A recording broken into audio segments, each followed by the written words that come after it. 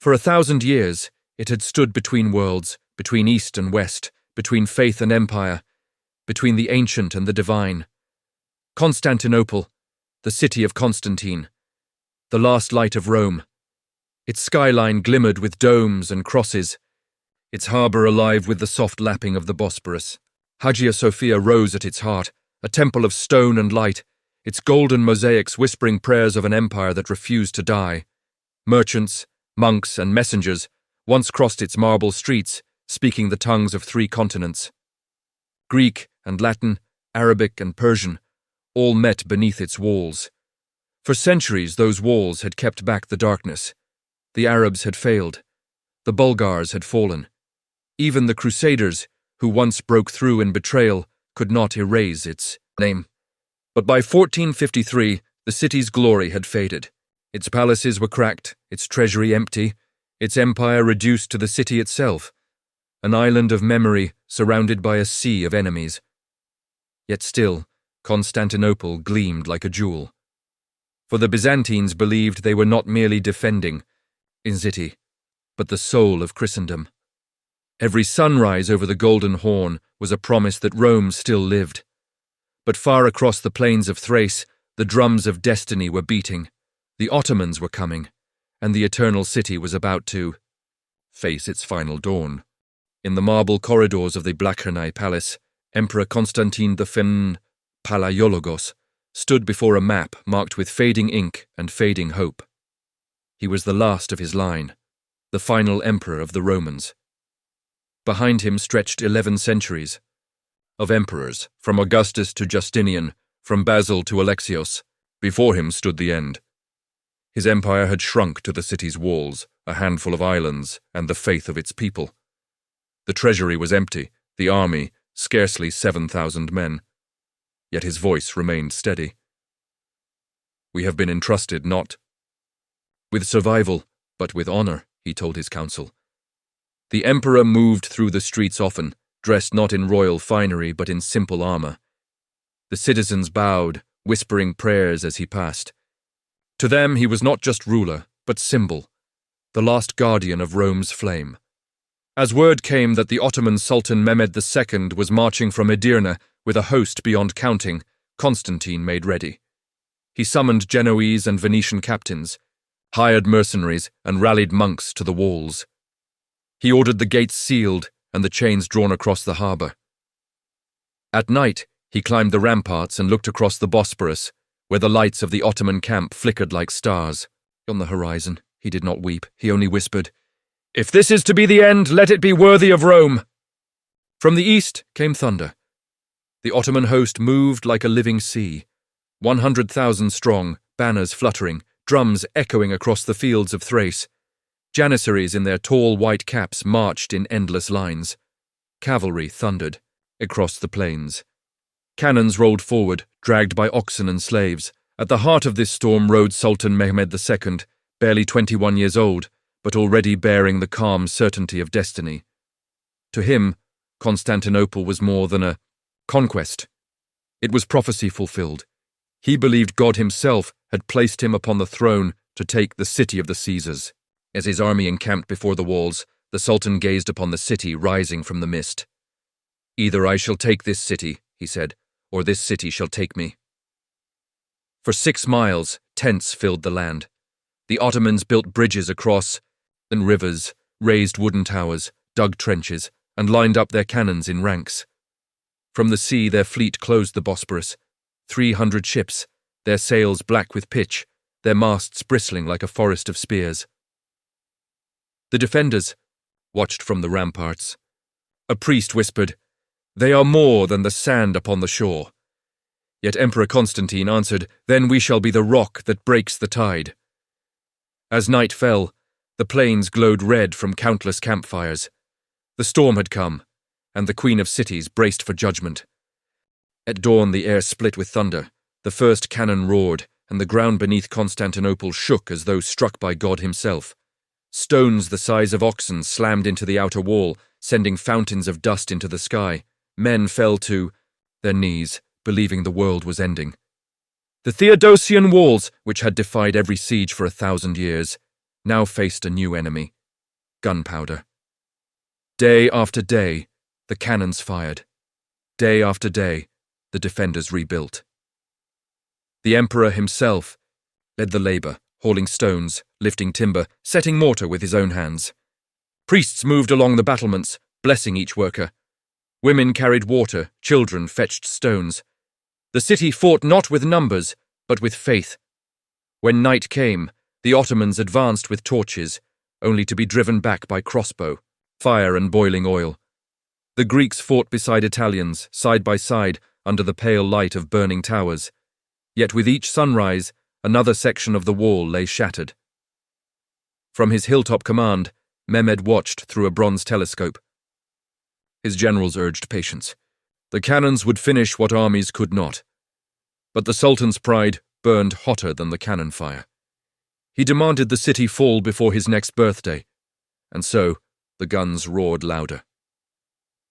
By the 20th day, parts of the wall lay in ruins, yet still the Byzantine banners fluttered above the towers. The queen was wounded, but she still lived. Inside the city, the people of Constantinople became soldiers. Monks, merchants, blacksmiths, and children took to the walls. Genoese archers manned the towers beside Greek sailors. Priests carried icons and chanted psalms even as cannonballs smashed around them. The emperor moved among them, sword in hand, armor gleaming beneath the torchlight. "Stand firm," he told them. "We are all Romans now." Each day was the same: bombardment, repair, prayer, the rhythm of survival. And through it all, the spirit of Byzantium refused to yield. In the harbour, Venetian galleys darted between flaming ships, cutting through Ottoman blockades.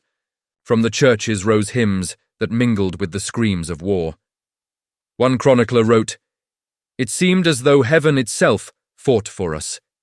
But heaven was silent. The defenders began to run out of powder, food, and sleep. They fought with exhaustion, in their bones, patched armor with rags, and used broken arrows as spears. Yet each time a wall fell, they built it again. Each time the enemy broke through, they drove him back. Faith was their fortress, and for 50 days it held. In the center of the Ottoman camp stood a weapon unlike any seen before, the great bombard, called basilica. It was forged of bronze, longer than a man was tall, and could hurl a stone 1/2 meter wide. It took 60 oxen to move and hundreds of men to load. When it fired, the world seemed to shake. The shot roared across the plain, trailing smoke, and struck the walls with a force that made towers crumble. The defenders called it the voice of the devil. For days, it thundered. Each strike tore deeper into the heart of the city's defenses. The walls groaned as though alive. From his vantage, Sultan Mehmed watched the bombard with eyes like flame. He ordered no rest. Even when the gun cracked and split, he commanded it reforged. He would break this city, even if it took the earth itself to do it. Within the city, Emperor Constantine led the night crews repairing the breaches by torchlight. The people labored in silence, illuminated by the red glow of distant fire. At dawn, the cannon spoke again. The stones of Theodosius fell, but the spirit of the city did not. From the towers came the toll of bells, deep, defiant, echoing across the Bosporus. For even as the walls trembled, faith still held the line. The sky above Constantinople burned like a wound. By the 45th day of the siege, the city had become a sea of flame and smoke. Every night the Turks hurled firepots, arrows tipped with pitch, and flaming stones from catapults. The air reeked of sulphur and death. The Bosporus reflected the blaze like molten glass. From the ramparts, defenders watched the darkness shimmer with moving torches, Ottoman sappers creeping forward to undermine the walls. Greek engineers listened through the earth, pounding stakes to locate tunnels. When they heard digging, they dug counter-tunnels, meeting the enemy underground in choking, torch-lit duels where blades flashed and screams echoed through the soil. Above, ground. Raiding parties struck the siege lines. Genoese crossbowmen slipped out through hidden gates, setting fire to powder stores before fading back into the city. Each night, the skyline glowed. Each dawn, the smoke rose higher. The citizens slept little. Mothers prayed, children wept. Priests carried relics through the streets. The city's hymns mingled with the Ottoman war drums into one endless dirge. And yet, amid the chaos, courage hardened. The people of Constantinople fought not only for survival, but to prove that faith itself could burn brighter than fire. When the sun rose, the walls still stood, blackened, scarred, but unbroken. Mehmed called for more powder. The emperor called for more prayers. And both men looked upon the same horizon, waiting for the day that would decide the world. It came at dawn, May 29th, 1453. The final bombardment began before the sun cleared the sea. Cannon after cannon thundered, the ground quaked as if the earth itself rebelled. At the weakest point of the Theodosian walls, the stones gave way. Dust rose like fog. The breach was open. Trumpets sounded from the Ottoman lines, 3 great blasts. It was the signal. The first wave, irregular troops and slaves, surged forward screaming. They were slaughtered, their bodies filling the moat. Behind them came the Anatolian divisions, disciplined and relentless, climbing over their fallen comrades. From the ramparts, Constantine fought among his men, sword flashing in the smoke. The Genoese commander Giovanni Giustiniani led the defense, his armor bright with soot. Twice they pushed the Ottomans back. Twice the cannon roared again. A stone struck Giustiniani, shattering his chest plate. Carried from the field, his men lost heart. The defense wavered. The emperor rallied them, shouting, "Romans, stand with me!" Then came the Janissaries, the Sultan's elite, moving in silent ranks, shields high, steps measured like the beating of a drum. They poured through the gap, blades gleaming. Arrows darkened the sky. The air filled with screams. Inside the walls, street by street, the defenders fell back.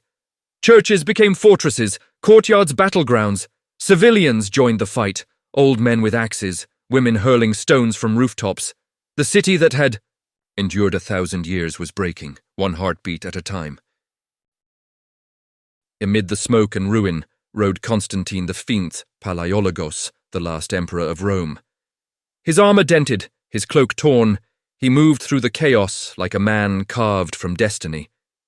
He gathered his remaining guards near the St. Romanus Gate, where the breach yawned wide. Beside him stood nobles, sailors, and monks, what remained of an empire now reduced to a handful of souls. He turned to them and spoke softly. Men of Rome, who fight for faith and fatherland, remember that today we stand, not for victory but for eternity. In this battle, we shall find our crowns. Then he spurred his horse into the melee. The Ottomans poured in from all sides, but the emperor's small band cut through them like a flame through smoke. They fought not to win, but to be remembered. Constantine's sword broke. He drew another. His standard-bearer fell. He lifted the banner himself. Witnesses said that in that final moment he cast aside all titles and cried, "Is there no one left to fight beside me?" No one saw him die. When the battle ended, his body was found among the fallen, indistinguishable from the soldiers he led. The last emperor of the Romans had vanished into legend. The sun climbed higher, glinting on shattered armor and rivers of blood. The city that had called itself eternal had fallen. By midday, the Ottoman banner flew above the walls. The gates were thrown open, soldiers swarmed through the streets, shouting the Sultan's name. Mehmed II entered the city on horseback, his armor gilded, his eyes fixed upon the skyline. Smoke curled above the domes. The roar of conquest filled the air. When he reached Hagia Sophia, he dismounted. The great church stood dark and silent, its doors broken, its marble floors strewn with debris. Mehmed walked to the altar, stooped, and lifted a handful of dust. "There is no God but God," he said quietly, "and Muhammad is his prophet." He ordered the church cleansed and consecrated as a mosque. The crescent replaced the cross. Outside, the city's bells were silent for the first time in 1,000 years, yet even in triumph, the young sultan felt the weight of history. Standing beneath the vast dome, he whispered words of Alexander. "What a city we have given to ruin." The Ahi. Dream of Rome had ended. The dawn of Istanbul had begun. Night fell over a city of ghosts. The smoke of burning houses hung over the Bosporus. Ash drifted through the alleys like snow. Streets once filled with merchants and monks now lay carpeted with bodies, looting swept through the districts. Churches were stripped of gold, palaces of silk, libraries of their scrolls. Priceless icons were trampled into the dust. For 3 days, chaos ruled. Then Mehmed rode through the ruins, ordering peace restored. He forbade further killing, commanding that artisans and scholars be spared. The conqueror of Constantinople wished not for ashes, but for empire. He ordered markets reopened, ships recalled to the harbor, and citizens, Greek, Armenian, and Jew alike, to rebuild. Slaves were freed if they would live under his rule. But for those who had known Byzantium, silence was all that remained. In the echoing halls of Hagia Sophia, the last hymns of Rome faded into memory. A world had ended not with an explosion, but with the soft rustle of dust settling on stone. When the dawn rose over the Bosporus, it revealed a city reborn. The banners of the crescent fluttered above towers that had once carried eagles. The call to prayer drifted across the water where church bells had once pealed. The Byzantine Empire was no more, yet its fall rippled across the world. Refugee scholars fled west, carrying with them manuscripts and ideas that would ignite the Renaissance. The fall of one empire became the awakening of another age. In Rome, churchmen mourned. In Venice, traders recalculated. In the East, poets sang of the new capital of Islam, Istanbul, jewel of 2 continents. Centuries later, the traveler who stands upon those same walls still feels the weight of history in the stones. The wind whispers through broken battlements. The sea glitters as it did on that final morning. Empires perish, faiths change, cities rise and fall. Yet the memory of Constantinople endures, a symbol of both glory and fragility. The last light of Rome was extinguished not in defeat, but in transformation. For every ending births another dawn, and as the sun climbs over the Bosporus once more, it gilds the domes and minarets alike, reminding the world that from ruin, greatness is born. Again.